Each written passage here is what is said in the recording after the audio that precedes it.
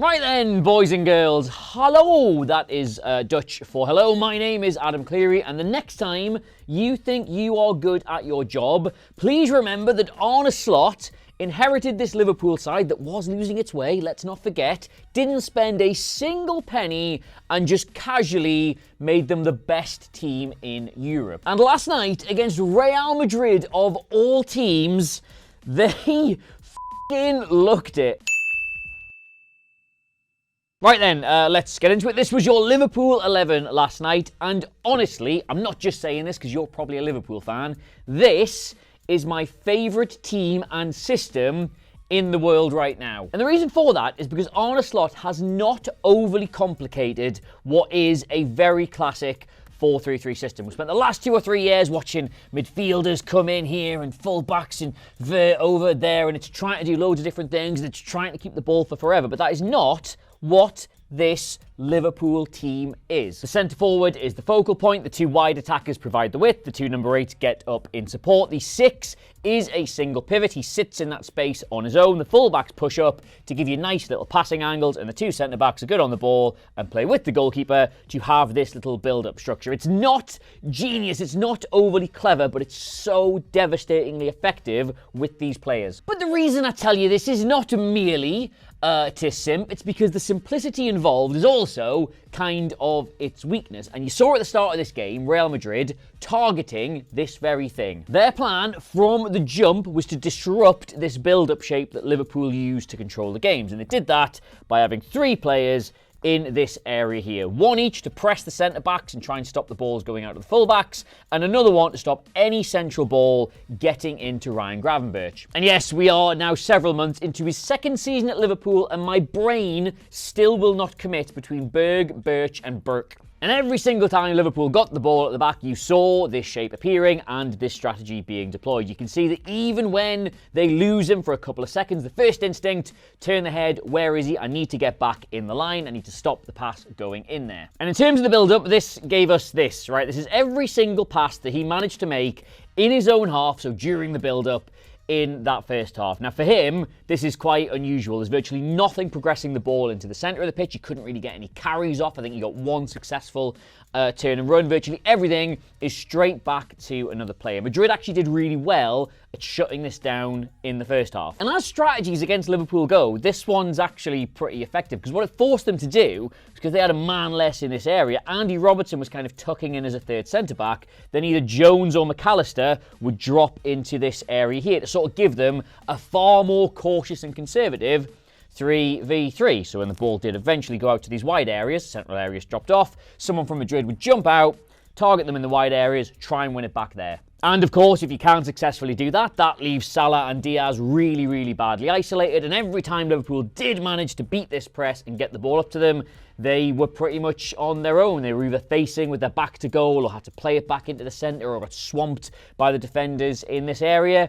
It was effective, but it was mostly effective because Liverpool were being, by their standards, quite cautious with it. Like, if you remember, Liverpool's best chance in this half comes from a very rare counter-attack. Madrid have possession, they have good territory, and they get all the width in this sort of like 4-2-2-2 system from the 2 fullbacks. So Mendy is up here, Valverde makes this run into the opposite flank, and they leave this huge gap in both wide areas. Coincidentally, and you'll like this, Liverpool fans, this is Man City's whole problem at the minute. They're asking their fullbacks to do far too much in both ends of the pitch. So if you do turn the ball over and you can't get at them, you can run into these spaces. And because they're relying on absolutely enormous recovery runs from the 2 fullbacks, Asensio here can neither stick nor twist. He can't commit to Núñez, he can't drop onto Diaz, and he's really lucky not to concede an own goal. And it's this sequence of play here, this transition as it's known, that Liverpool are desperately hoping to avoid being on the receiving end of, which is why they've got this far more conservative, like,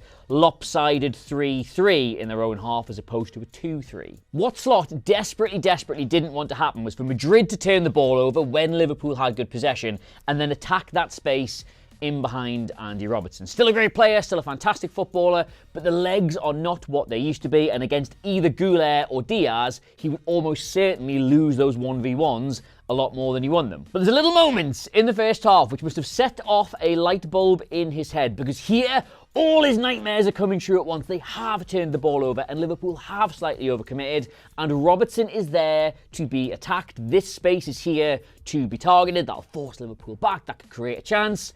And they don't do that. Instead, they try to build possession more pragmatically. They do not go for the jugular. They try to insert their You don't insert your dominance. That's weird. You assert your dominance. That's what I meant. And if I show you first 𝗘𝗫𝗧𝗏𝗧𝗏𝗧's heat map, because he was the one who was effectively up against Robertson 1v1, take a nice look at that, let it absorb, let it wash over you, and then Brahim Diaz, because he was slightly more on the centre-back but could drop into that area, you'll see neither of them really targeted that space at all. But why is that, Adam? Are they stupid or something? And, I don't know, potentially, but that's not the point I'm going to make. As we've already said, Madrid wanted all their width to come from their two fullbacks. It's a huge, way too big an ask, but if you look at Valverde's heat map, I should probably move my mug, you'll see that he was the one getting into that space. And while that is certainly one way to get into that space, the downside to it is that he's actually directly up against Diaz, who can track him all the way back from that position. It ceases to be Andy Robertson's problem. And already here we are, the big payoff of this video. Real Madrid should have been targeting this space and weren't. Would you like to know how Arne Slot used that little fact to win this game of football? And of course you would. That's why you're here. It's certainly not for my alleged sex appeal. The answer is plain and simply, and you can use this one in your own real life, if there is a problem you are worrying about, but it does not seem to be happening, then just stop worrying about it. Your big bald pal and mine, Arne Slot, basically gets in at half-time, decides they're paying Real Madrid way too much respect, gets Robertson to stop worrying about inverting so much. He pushes up, plays his own game. That has the knock-on effect of freeing up 𝗘𝗫𝗧𝗏 and Jones to do their thing a bit more. And now all of a sudden, there's way better passing angles through the middle of the pitch, and Liverpool pushed Madrid all the way back. And just to bear this out in the data, this is Andy Robertson's pass map from that first half. You'll see it's primarily sort of in these areas, and it's mostly backwards, it's mostly safe. And this is it in the second half. It's not wildly different. I don't expect your socks to have been blown off, but just pay attention to how much more willing he is to be in this area and how much more of these are forwards into these players who are not having to drop in and help them out. But the real place you see this change, and this is so subtle, I love it so much, is in that first goal. So first off, having this extra man in their half really did force Madrid back. You can see what a low, sort of compact block they're in. They really are defending quite intensely. Now, Curtis Jones, who was just absolutely magnificent in this game, I thought, like, technically he was just dribbling around like Camavinga and Modric, like it was the easiest thing in the world. But anyway, he's got the ball now, but he's fronted up by two players. He hasn't got a lot of space, he hasn't got a lot of options, and then, for one of the first times in the game, Andy Robertson gets on the overlap outside him. And this does two things that are so small, but just so good, right? First off, 𝗘𝗫𝗧𝗏 cannot check to see where Valverde is. He hasn't got time to do that. So that run makes him take a slight step back and a slight step wider. He just opens up a little bit more space. But then also, because Valverde is behind him covering, he then massively jumps out of the position he's in the back line to make sure Robertson cannot receive that ball on the overlap. And the main knock-on this has had, the Brian Butterfield effect, I believe it's called, is that because Valverde has jumped and left this gap, Asensio now has so much to think about. Like, previous to this, he knew exactly where he was supposed to be and who he was keeping an eye on, but now he's got to be aware of the positions and the movements of all of these players. And then from there, Curtis Jones suddenly has the space he needs to go and do something, so he comes inside, he manages to find 𝗘𝗫𝗧𝗏, who's on the edge of the box. And just as he gets the ball, right, look at this massive amount of space, right? That's the space created by Robertson's overlap. And nothing is going to happen in that space. That's not where the goal comes from, but it's such an obvious place for Núñez to spin into, and that's what's in Asensio's mind. And when the ball goes out to Bradley, this draws Rudiger out of position to close him down, and just All of a sudden, now Asensio has to worry about this space in front of him as well as this space behind him. The guy is absolutely paralysed with different things he has to worry about. And that's why I always try and drill into these videos how massive these tiny, tiny margins are. Because he does get out to McAllister. He very nearly gets that block in, but he's a split second too late in getting there. And the reason he doesn't cover that space as soon as it opens is because of the space that's been created behind him, because Liverpool had an extra man in the final third, specifically Andy Robertson stopping worrying about inverting and sort of helping out defensively and getting on the overlap instead. And that is something Arne Slot did. And I do appreciate this might sound like I'm making a mountain out of a 𝗏𝗡, but virtually every single time I watch Liverpool, you see the hand of the manager in changes that get made in the game. And there's not many other managers right now you can say that about, or certainly not in a positive sense. The guy has not just done an incredible job with this Liverpool team since he came in on the training ground, setting them up to give them the power to go and win all these games. He does an incredible job every single time he's on the touchline. And there's a lot of people scratching their heads right now about why are they so far clear in the Premier League? Why are they dominating Europe as well? Weren't they supposed to struggle? Well, the answer is the manager. He's doing an unbelievable job. And you know what, my dear, dear, dear friends, I would be so happy just to leave the video there. Give Arne Slot his flowers, like, share, and subscribe. We all get on with our days. But it would simply be a crime. What am I in this job for if not to also talk about Conor Bradley? Now, you're an intelligent sort, and can I just say handsome, by the way. If you had your haircut, it looks nice. You'll no doubt have noticed that when I was talking about Madrid exploiting these areas either side of the centre-backs, I just didn't mention the most obvious one. Because surely if you're trying to do that in this game, the most obvious one-on-one situation you want to create is alleged one of the best players in the world, Kylian Mbappe, versus the lad from Northern Ireland who's just filling in. But such was the dominance of Conor Bradley in this matchup, it's not even worth mentioning in the wider tactical conversation. It was a complete non-event. About half an hour into the game, everything Arne Slot was trying to avoid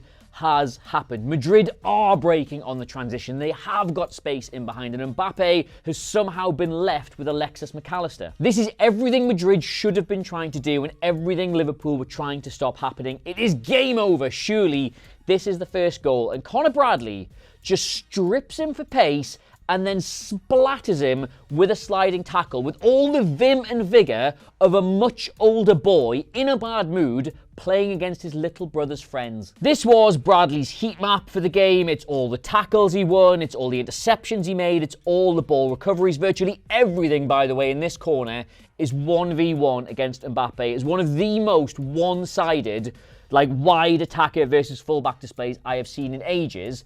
And it's Conor Bradley versus Kylian Mbappe. He defended absolutely brilliantly when he needed to. He completely took advantage of the fact that Mbappe wouldn't go with him to give Liverpool another outlet down that side. He got on that pitch last night and told Trent Alexander-Arnold, just go to Madrid then, mate. No one's asked. And all of that does actually play into a wider part, again, about why Liverpool have been so good. Because Slot has set them up in a way that allows them to build really confidently, that gives them nice passing lanes, gives them nice passing angles, gives them good options in the final third. But as I said at the start, the simplicity of this system, getting so many players in areas they're comfortable being in, means that even if the system isn't quite clicking or the opposition have got a good approach to stopping you doing things, you end up with loads of individual 1v1s across the pitch. And individually, this Liverpool team is incredible. Like, I don't think we realise how good individually they actually are. Like, a lot of the talk at the start of the season was about Salah and Van Dijk and would they be going into a physical decline, and Trent Alexander-Arnold is one of the most unique players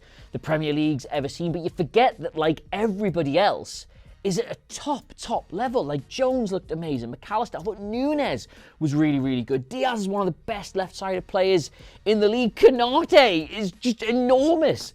All of a sudden, they get an injury to their goalkeeper and Kelleher comes in and you're like, oh yeah, he's probably one of the best goalies going too. And I'll not get into it now because I've done like 2 videos on him already, but Ryan Gravenberch has just become this all-conquering, just play the middle on his own, proper single pivot number 6, and Slot's done that to him. He's coached him up to that level, and there's There's not a weakness anywhere. So yeah, as Ric Flair used to say, you want to be the man, you got to beat the man, and Liverpool have just beaten every major test they've come up against so far. There's only that Nottingham Forest blip that stains their record in any way, shape or form. So can we please put to bed that it's still early days and they've not really played anybody patter, because it isn't, and they have, and they're brilliant. Although, of course, conversely, while part of me does fear for Manchester City and what this team could potentially do to them, anybody else think it would just be the most Premier League thing in the world if they have a stinker and lose 1-0? Because I kind of do. But I mean, yeah, also kind of don't. See, if you're doing predictions, always play both sides. That way, you'll never be wrong. Anyway, if you have enjoyed this, and I really have for some reason, please let us know what you make of the performance, what you make of Liverpool, what you make of Conor Bradley, what you make in the kitchen. Why not? All of that in the comments down below. Thoughts, feeling, verse, song, anything that's in your heart. Ideally love to hear about it. You can get me on all the social medias, and I mean all, at Adam Clery, Clery. I'm good fun over there. You should give me a follow. It makes the nice happy chemicals come in my brain when those numbers go up. And speaking of which, you can subscribe to FourFourTwo as well, because that's the big number. That's the one we really like. It helps us do more things. Your support is what keeps this channel going. That and my caffeine addiction. Until next time, though, that's it. That's literally it. They were really good. Better than Madrid. Better than probably everybody. Arne Slot, you some boy, sir. Goodbye.